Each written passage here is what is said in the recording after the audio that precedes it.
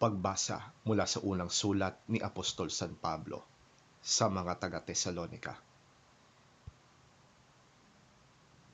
Mula kina Pablo, Silas at Timoteo, para sa iglesia sa Tesalonika, ang mga hinirang ng Diyos Ama at ng Panginoong Hesukristo. Sumainyo nawa ang pagpapala at kapayapaan ng Diyos. Lagi kaming nagpapasalamat sa Diyos dahil sa inyo at tuwing ay kasama kayo sa aming mga dalangin. Binabanggit namin sa harapan ng ating Diyos at Ama ang inyong magawaing bunga ng inyong pananampalataya, ang inyong mga pagpapagal dahil sa inyong pag-ibig, at ang inyong pagtitiis dahil sa inyong pag-asa sa ating Panginoong Hesukristo. Mga kapatid, nalalaman namin na kayo'y pinili ng Diyos na nagmamahal sa inyo.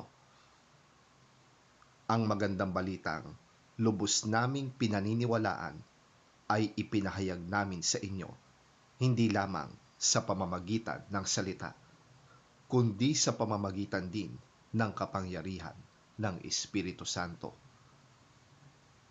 Nakita ninyo kung paano kami namuhay sa inyong piling. Ito ay ginawa namin alang-alang sa inyo.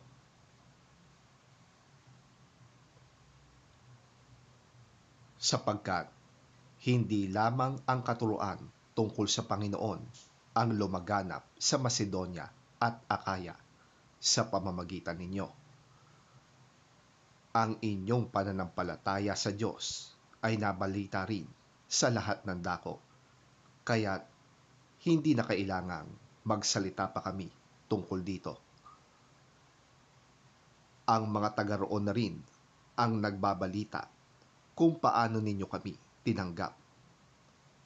Sila rin ang nagsasabi kung paano ninyo tinalikuran ang pagsamba sa mga Diyos-Diyosan upang maglingkod sa tunay at buhay na Diyos at maghintay sa pagbabalik ng kanyang anak mula sa langit. Ito'y si Jesus na muli niyang binuhay, na siya ring nagliligtas sa atin sa darating na puot ng Diyos.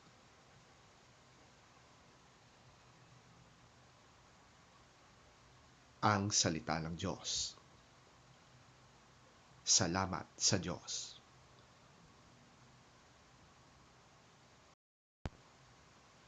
Ang mabuting balita ng Panginoon ayon kay San Mateo. Papuri sa iyo, Panginoon.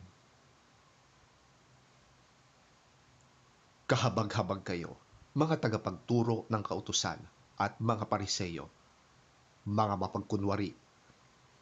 Hinahadlangan ninyo ang mga tao upang hindi sila makapasok sa kaharian ng langit. Ayaw na ninyong pumasok. Hinahadlangan pa ninyo ang mga nais pumasok. Kahabag-habag kayo, mga tagapagturo ng kautusan at mga pariseyo, mga mapagkunwari. Nilalakbay ninyo ang karagatan at ginagalugad ang buong daigdig. Makahikayat lamang kayo ng kahit isang hentil sa pananampalatayang Hudyo. Ngunit kung ito'y mahikayat, ginagawa ninyo siyang masahol pa kaysa sa inyo. Kaya't lalong may dahilan para siya'y parusahan sa impyerno. Kahabag-habag kayo, mga bulag na taga-akay. Itinuturo ninyo na kung gagamitin nino man ang templo sa panunumpa, walang anuman ito.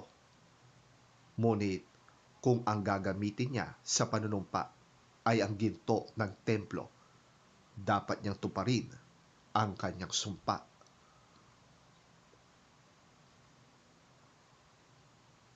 Mga bulag, mga hangal, alin ba ang mas mahalaga?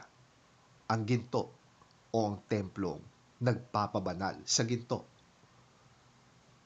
Sinasabi rin ninyo na kung gagamitin ninyo man ang dambana sa panunumpa, walang anuman ito.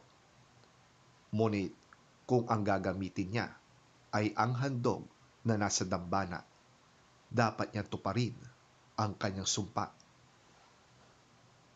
Mga bulag, alin ba ang mas mahalaga?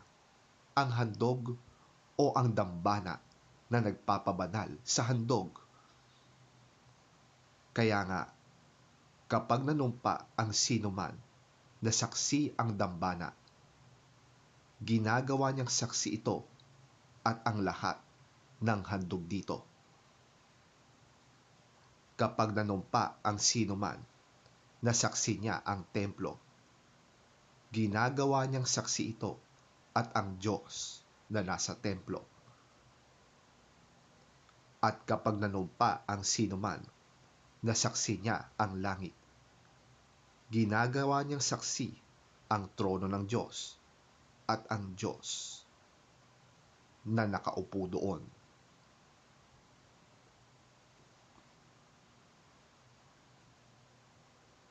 Ang mabuting balita ng ating Panginoon. Pinupuri ka namin, Panginoong Hesukristo.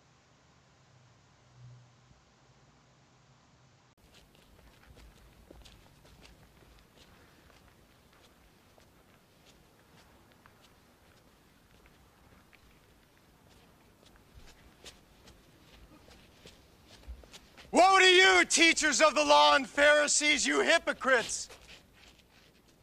You shut the kingdom of heaven in men's faces. You yourselves do not enter, nor will you let those enter who are trying to. Woe to you, teachers of the law and Pharisees, you hypocrites! You travel over land and sea to win a single convert. And when he becomes one, you make him twice as much a son of hell as you are. Woe to you, blind guides! You say if anyone swears by the temple, it means nothing. But if anyone swears by the gold of the temple, he is bound by his oath. You blind fools! Which is greater? The gold or the temple that makes the gold sacred? You also say, if anyone swears by the altar, it means nothing. But if anyone swears by the gift on it, he is bound by his oath. You blind men, which is greater? The gift or the altar that makes the gift sacred? Therefore, he who swears by the altar swears by it and by everything on it. And he who swears by the temple swears by it and by the one who dwells in it. And he who swears by heaven swears by God's throne and by the one who sits on it.